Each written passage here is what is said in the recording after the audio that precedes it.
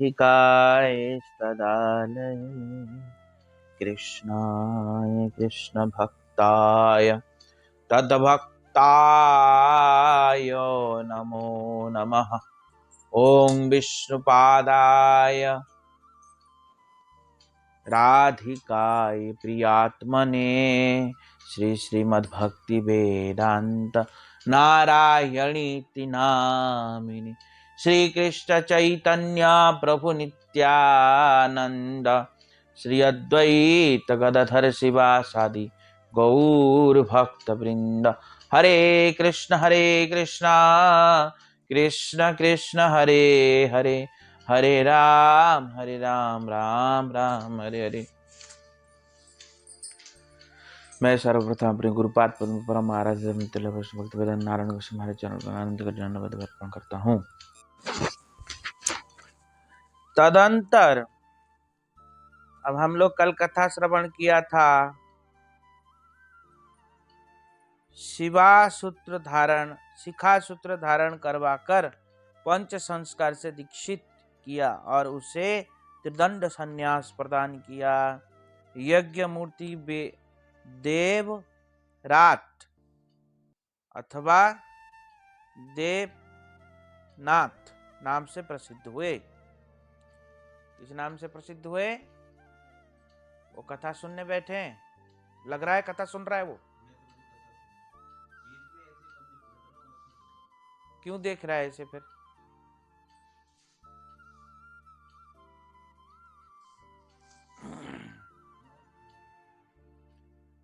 तदंतर उनको मठ का महंत बना दिया था, मायावादी को भक्त बना के। तदंतर रामानुचार्य ने अपने शिष्यों के साथ श्री शैल अथवा तिरुपति आदि स्थानों का दर्शन करने के लिए यात्रा आरंभ की। मार्ग में वे अष्ट सहस्त्र नामक गांव के निकट पहुंचे। वहां उनके अत्यंत निर्धन वरदाचार्य और एक अधिक धनी यज्ञेश नामक दो शिष्य निवास करते थे। श्री रामानुचार्य ने अपने इन दोनों शिष्यों का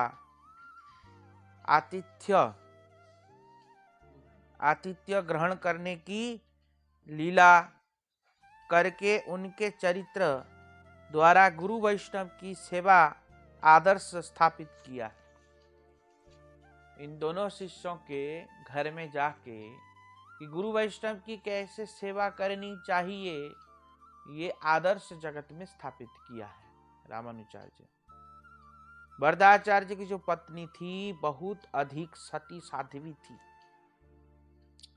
और निष्कपट रूप से गुरु भक्ति परायण थी। वरदाचार्य जी की जो पत्नी, यहाँ तक कि वह अपनी देह तक को बेचकर गुरु सेवा वैष्णव सेवा करने के लिए तैयार थी। गुरु वैष्णव की सेवा करने के लिए यहाँ तक कि देह तक भी बेच देगा, ऐसा। वरदाचार्य की पत्नी की कृपा से एक धनी बनिए की दुर्बुद्धि दूर हो गई थी तथा उसने श्री रामानुचार्य का चरण आश्रय ग्रहण किया था। श्री रामानुचार्य तिरुपति पहुंचकर शैल के ऊपर चढ़े। शैल के ऊपर चढ़े नहीं बल्कि उन्होंने नीचे से ही भू वैकुंठ श्री शैल का दर्शन किया। श्री शैल का दर्शन, शैल मतलब शिला, पहाड़, शैल का दर्शन किया। उस देश के राजा विठल राय ने भी श्री रामानुचार्य से दीक्षा मंत्र आदि ग्रहण कर गुरु दक्षिणा के रूप में उन्हें इंडम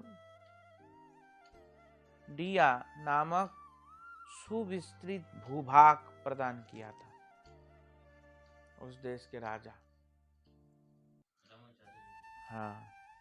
श्री रामानुचार्य ने उस प्रदेश को वैष्णव ब्राह्मणों में वितरित कर दिया।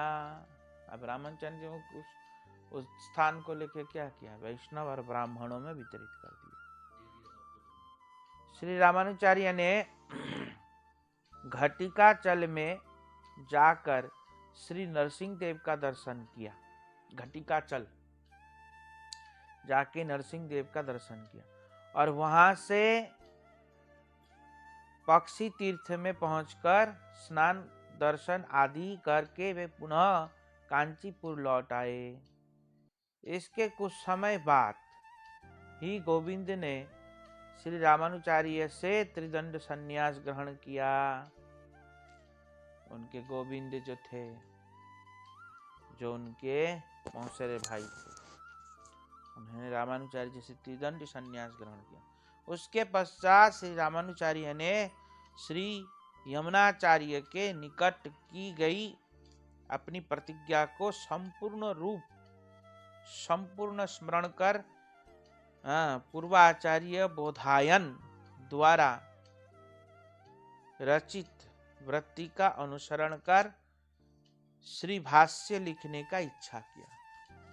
रामानुजाचार्य श्री भाष्य लिखा थे। उनका पहला प्रतिज्ञा पूरा हो, समस्त जगत को दीक्षा दे रहे हैं, धीरे धीरे वैष्णव बना रहे हैं पंच संस्कार के विधि के द्वारा। अब दूसरा प्रतिज्ञा था कि उनका श्री भाष्य, उनके संप्रदाय का भाष्य रचना करेंगे। तो रामानुजाचार्य श्री भाष्य की रचना किया। अब वृत्तिराज को लाने के लिए अपने शिष्य कुरेश को साथ लेकर वे स्वयं कश्मीर प्रदेश में अंतर्गत नृसिंहपीठ ब्रिज ब्रोरो पहुंचे। ये क्या है?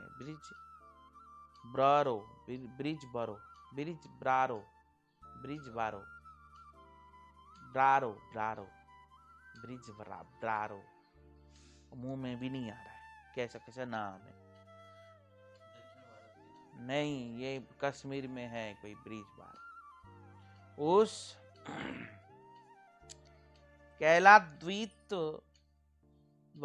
केवलाद्वैतवादियों के द्वारा यह ग्रंथ छिपा दिए जाने के कारण उस समय अप्रचारित था। बोधायन वृत्ति, ये बोधायन वृत्ति इनके संप्रदाय का था। ये बीज बारों में आकर के इन्होंने इसको निकाला। हाँ, ये पहले से छपा हुआ था। अद्वैतवादियों ने इसको छुपा दिया था यहाँ। हाँ। तो केवलाद्वैतवादी सिद्धांतों को खंडन करने की अकाट्य युक्तियां और शास्त्र प्रमाण रहने के कारण इसका प्रचार होने पर केवलाद्वैतवाद संपूर्ण रूप से दुर्लभ हो जाएगा। अगर बोधायन वृत्ति को अगर निकाल दिया तो उसमें अकाट्य युक्ति, अकाट्य प्रमाण है उसमें, केवलाद्वैतवाद को खंडन करने के लिए। अगर उसको बोला जाए तो केवलाद्वैतवाद धूल में धूसरित हो जाएगा, मिल जाएगा, मिट्टी में मिल जाएगा। ऐसा सोचकर केवलाद्वैतवादियों ने इस ग्रंथों को अत्यंत सुरक्षित रूप से छिपा कर रखा। मायावादी छिपा के रखा हुआ था। श्री रामानुजाचार्य ने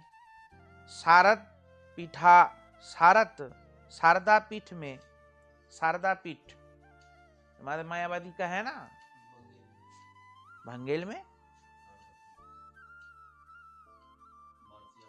अरे वहां है, कश्मीरी साइट है।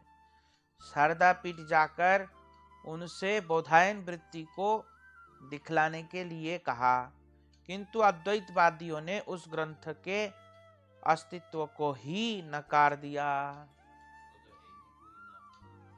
वो है ही नहीं, ऐसा बोल दिया। बोले वो ग्रंथ है, ऐसा कोई ग्रंथ है ही नहीं। क्या ग्रंथ है? वो ग्रंथ है ही नहीं, ऐसा बोला।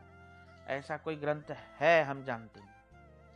रामानुजाचार्य ने अत्यंत दुखित होकर श्री लक्ष्मी नारायण के निकट जाकर अपने मन ही मन पीड़ा बतलाई। रामानुचार्य ने लक्ष्मी नारायण के पास जाके अपना मन की दुखद बात को भगवान को कहा। रात्रि काल में श्री नरसिंह देव ने स्वयं रामानुचार्य के हाथों में उस ग्रंथ को प्रदान कर दिया। जब रात हुआ, भगवान नरसिंह देव स्वयं प्रकट होकर के वो ग्रंथ लेके रामानुचार्य को प्रदान किया और गुप्त रूप में अति शीघ्र ही उस स्थान से चले जाने का आदेश दिया। गुप्त रूप से स्थान से शीघ्र ही निकल जाओ, ऐसा रामानुचार्य को आदेश भी दिया।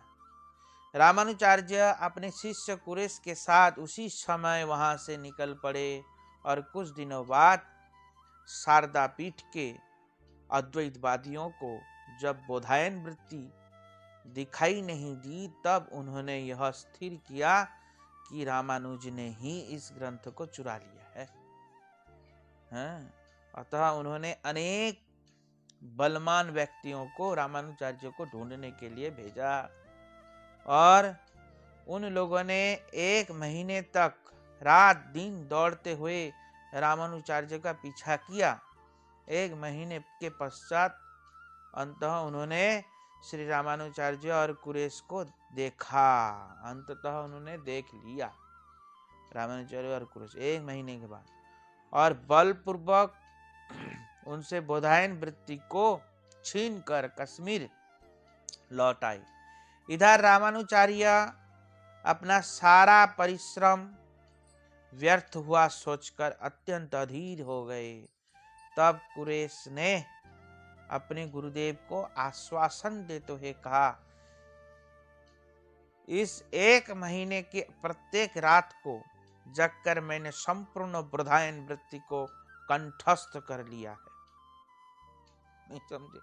मैं 1 महीने में रात दिन जाग करके उसको पढ़ के बोधायन वृत्ति को मैंने कंठस्थ कर लिया। वो लेके तो चला गया, पर हमारे कंठ से कैसे लेकर जाएगा? हमने सब याद कर लिया, कंठस्थ कर दिया है। अतएव शीघ्र ही इस वृत्ति को लिखकर आपको दे दूंगा, आप चिंता मत करो, मैं शीघ्र ही इसको लिख के दूंगा। श्रुतिधर कुरेश ने 5-6 दिनों के अंदर अंदर संपूर्ण बोधायन वृत्ति लिखकर श्री रामानुचार्य के हाथ में दिया। 5-6 दिन के अंदर लिख के दिया। शिष्य ऐसे होना चाहिए, दुष्ट पापी लोग थोड़ी होना चाहिए। अभी कुछ बोलो तुरंत 2 मिनट के अंदर भूल गया। नहीं समझ में आया? अभी बोल दो यहाँ से गया और भूल गया। इन्होंने क्या किया? सारा याद कर लिया, कंठस्थ कर लिया और 6 दिन के अंदर अंदर लिख करके संपूर्ण बोधायन वृत्ति को रामानुचार्य को दिखाया। रामानुचार्य कुरेश की ऐसी अद्भुत प्रतिभा को देखकर अत्यंत आनंदित हुए।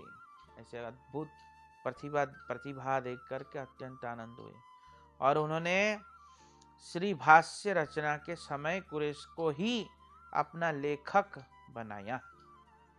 जब श्री भाष्य बनाया ना, तो कुरेश ही उसका लेखक बने। रामानुचार्य जी बोलते गए और लिखते गए। तो लिखना भी शिष्यों को चाहिए, गुरुजी को तो आराम करना चाहिए। एक समझा, सब कुछ गुरुजी नहीं करेगा, शिष्यों को भी करना चाहिए। बनाया। श्री भाष्य रचना के पश्चात आचार्य रामानुज ने और भी कुछ ग्रंथ की रचना की और अपने शिष्यों के साथ दिग्विजय के लिए यात्रा किया। अपने शिष्य के साथ दिग्विजय के लिए यात्रा किया। रामानुचार्य जी भी दिग्विजय। हम दिग्विजय वैष्णवों का परंपरा सिद्धांत हम सर्वत्र स्थापित करते हैं। केवल अद्वैतवाद जगत में है ही नहीं, ऐसा करके दिग्विजय किया। कांचीपुर से श्री वरदराज की आज्ञा ग्रहण कर वे कुंभ कोणम, फिर पांड्य देश की राजधानी मादुरा, वहां से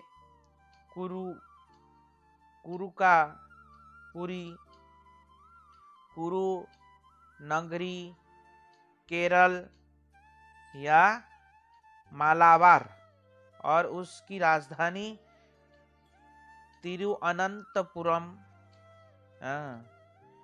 त्रिवेंद्रम गए। तत्पश्चात उन्होंने उत्तर की ओर अपनी विजय यात्रा आरंभ की। ये संपूर्ण दक्षिण भारत में जीत गए। रामानुचार्य जी दिग्विजय कर रहे थे ना, जीत गए। वहां से जीत तो है, फिर कहाँ आए? उत्तर भारत की यात्रा किया,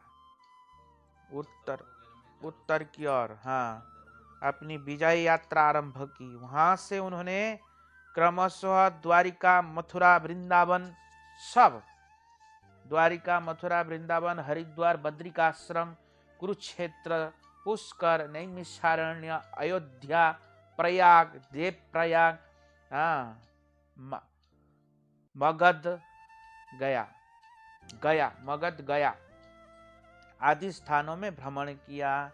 श्री रामानुचार्य द्वितीय बार कश्मीर के नरसिंह पीठ में भी गए। ऐसा कहा जाता है कि उस समय श्री नरसिंह देव ने रामानुचार्य की व्याख्या की निपुणता अत्यधिक संतुष्ट होकर उन्हें भाष्यकार की पदवी प्रदान की। भाष्यकार की पदवी जो है कि रामानुचार्य श्री भाष्यकार की पदवी ये जो प्रदान किया, उनको कौन प्रदान किया? भगवान नरसिंह देव ने स्वयं प्रदान किया कि तुम भाष्य का प्रवीण आचार्य हो इसके। तो ऐसा भगवान नरसिंह ने प्रदान किया। किंतु उस समय भी कश्मीर के केवलाद्वैतवादी और स्मार्थ पंडितों ने श्री रामानुचार्य के प्रचार के विघ्न बाधा उत्पन्न करने की इच्छा, नाना प्रकार के षड्यंत्र और कूटतर्क आदि करने की कोई कभी नहीं छोड़ी। उन्होंने ऐसा करना कभी छोड़ा नहीं, हमेशा करते रहे, उनके पीछे पड़ते रहे। उसके बाद श्री रामानुचार्य वाराणसी गए, पर रामानुचार्य ने सबको परास्त कर दिया। क्या किया? उन सबको परास्त करके वाराणसी गए और तत्पश्चात उन्होंने दक्षिण की ओर यात्रा की। वहां से पुरुषोत्तम क्षेत्र मतलब कहाँ?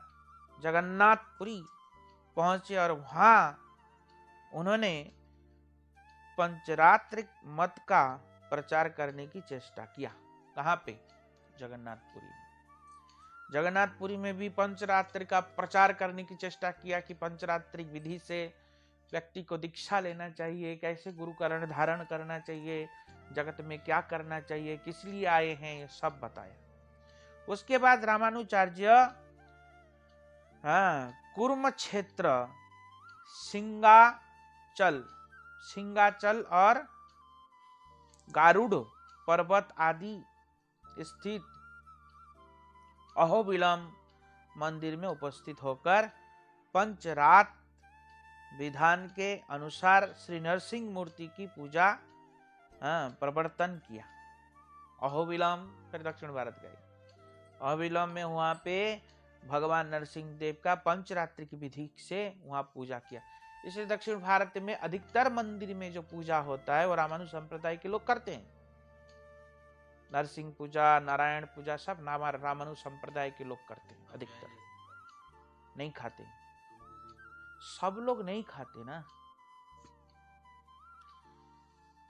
तो पूजा प्रवर्तन किया और वहां एक मठ का निर्माण करवाकर विशिष्टाद्वैत मत के प्रचार केंद्र स्थापित किया।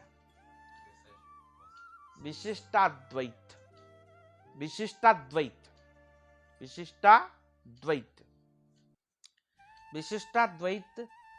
प्रचार केंद्र स्थापित किया। कहाँ? अहोबिलम में। वहां से वे